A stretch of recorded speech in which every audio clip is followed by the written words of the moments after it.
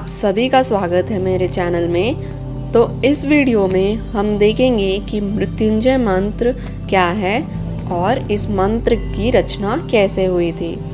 तो मृत्युंजय मंत्र कुछ इस प्रकार से है। ओम त्र्यंबकम यजामहे सुगंधिम पुष्टिवर्धनम उर्वारुकमिव बंधनान मृत्युर्मोक्ष यमामृतात्। तो ये है महामृत्युंजय मंत्र और ये शिव जी की कृपा पाने के लिए सबसे प्रभावशाली मंत्र माना गया है। यह मंत्र अकाल मृत्यु को तो टालता ही है, साथ ही साथ अपशगुन को टालने में भी बहुत क्षमता रखता है। ये मंत्र मार्कंडेय ऋषि के द्वारा रचना की गई थी और ये ऋग्वेद में भी आपको मिलता है। तो चलिए देखते हैं कि मृत्युंजय मंत्र की रचना कैसे हुई थी। तो जब मार्कंडेय ऋषि हैं वो तपस्वी और तेजस्वी मृकुंड ऋषि के पुत्र थे। बहुत तपस्या के बाद मृकुंड ऋषि को मार्कंडेय ऋषि की प्राप्ति पुत्र के रूप में हुई थी। लेकिन बच्चे के लक्षण देखकर ज्योतिषियों ने कहा कि ये अल्पायु ही रहेंगे और इनकी मृत्यु 12 वर्ष में हो जाएगी।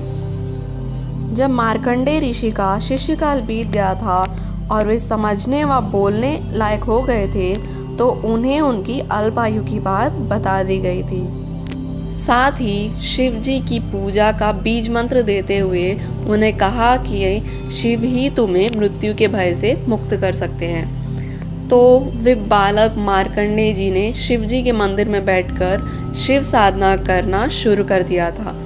जब मार्कंडेय जी की मृत्यु का दिन आया तो उस दिन उनके माता पिता भी मंदिर में शिव साधना करने के लिए बैठ गए थे।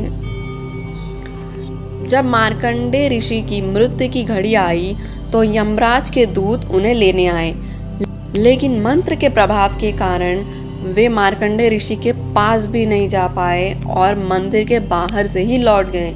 उन्होंने जाकर जब ये बात यमराज को बताई तो यमराज जी स्वयं मार्कंडेय जी को लेने के लिए आए।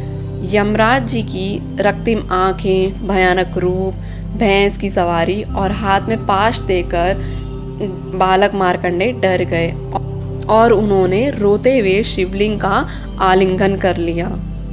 जैसे ही मार्कंडेय जी ने शिवलिंग का आलिंगन किया, स्वयं भगवान शिव प्रकट हुए और क्रोधित हुए और यमराज से बोले कि मेरे शरण में बैठे हुए तुम इस बालक को कैसे लेने आ सकते हो। इस पर यमराज बोले, प्रभु मैं क्षमा चाहता हूँ।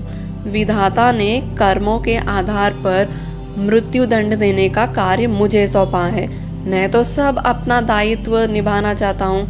इस पर शिव जी बोले कि इस बालक को अमरता का वरदान है। शिव शंभु के मुख से ये बात सुनकर यमराज ने उन्हें प्रणाम किया और क्षमा मांगकर वहाँ से चले गए।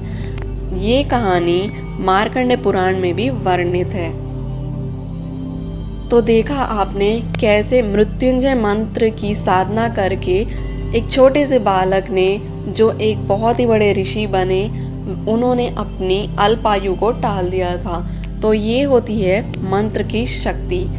आप भी चाहो, अगर आप रोग से पीड़ित हो या आपके घर में कोई परेशानी है तो आप इस मंत्र की साधना ज़रूर करें। मैं अगले वीडियो में स्टेप बाय स्टेप सारी डिटेल्स में आपको बताऊंगी कि साधना कैसे करनी है। तब तक के लिए धन्यवाद। आपका दिन शुभ हो।